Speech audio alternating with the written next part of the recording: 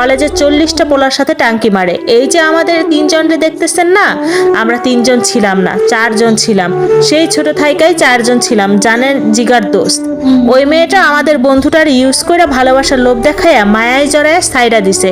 আমার বন্ধুটা সহ্য করবার না পাইরা সুইসাইড করে ফেলছে। মন ভাঙার কষ্টটা আপনি বুঝবেন না স্যার।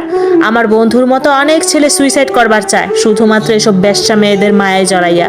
তাই আমরা ঠিক করছি 10-12টা পোলার সাথে টাঙ্কি মারা কোনো মাইয়ারে আমরা এই দুনিয়ায় রাখবো না। আমার বন্ধুর মতো আর কাউরে মরতে দিব না। এই যে এই মাইয়াটারে দেখতেছেন না, এই মাইয়া ওই টাইপের, অনেক পোলার জীবন নষ্ট করব। ওদের কথা শুনে আমার এত রাগ হলো, ইচ্ছা করছিল এখানেই গুলি করে 3টাকে মেরে দিই।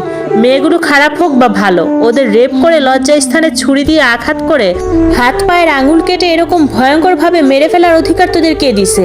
নিজের রাগটা কন্ট্রোল করলাম, ওদেরকে থানায় রেখে আসলাম। মেয়েটাকে ওসমানীনগর হসপিটালে নিয়ে যেতে বললাম। বুড়ো চাচাকেও ফোন করে বললাম যাতে উনি হসপিটালে চলে আসেন। ফোনটা রাখার সাথে সাথেই আমার কাছে একটা কল আসলো, আননোন নাম্বার। ধরলাম। হ্যালো, পুলিশ অফিসার মেহরাব বলছেন? জি, মেহরাব বলছি। কে আপনি? স্যার, আমি আপনাদের ওসমানীনগর নতুন হসপিটালের হেড ডক্টর সিনহা। প্রচণ্ড অবাক হলাম। ওসমানীনগর হসপিটাল? এই মেয়েটাকে আমি মাত্রই ওসমানীনগর হসপিটালে নিতে বলেছি। উনি আবার বলা শুরু করলেন, স্যার আমাদের এইখানে লাস্ট 1 সপ্তাহ ধরে অদ্ভুত সব কাণ্ড হচ্ছে। কোনো মেয়ে এখানে ভর্তি হলে তারা গলায় দড়ি দিয়ে সুইসাইড করছে, কোনো ছেলে ভর্তি হলে তারা নিজের ইচ্ছায় হাতের রক কেটে ছাদ থেকে লাফ দিয়ে সুইসাইড করছে, কোনো কারণ ছাড়াই। আমরা হসপিটালের সম্মানের জন্য এসব লুকিয়ে যাচ্ছিলাম। বুঝতেই তো পারছেন, নতুন হসপিটাল। আমি ডাক্তারের কথা শুনে রীতিমতো ভয় পেলাম। মেয়েরা গলায় দড়ি দিচ্ছে, ছেলেরা হাতের রক কেটে সুইসাইড করছে। মাই গড, এগুলো কি হচ্ছে? কিছুটা স্বাভাবিক হয়ে ডাক্তারকে বললাম, আমি আগামীকাল আপনার সাথে সরাসরি দেখা করে কথা বলতে চাই। ডক্টর বলল ঠিক আছে। ফোনটা রেখে রেখে বাসার উদ্দেশ্যে রওনা দিলাম। সারাদিনে ক্লান্তি শেষে বাসায় আসলাম। মনটা একটু হালকা লাগছিল রেপ কেসটা সমাধান করে। কিন্তু ডাক্তারের কলটা আসার পর আরও একটা ভয়ঙ্কর কেস চলে আসলো সামনে।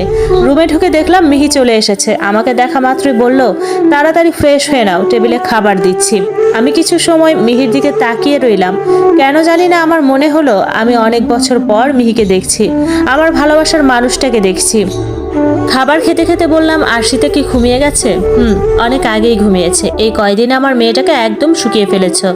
মিহির কথা শুনে ফিক করে হাসলাম। মায়েদের মনটা সবসময় এমনই হয়। খাবার শেষ করে বিছানায় শরীরটা দিতেই চোখ লেগে আসলো। দেখলাম আরশিতা আমাকে জিজ্ঞাসা করছে, পাপা তোমরা যেটা দিয়ে হিসু করো ওইটা কি কোনো বাচ্চাকে খাইয়েছ?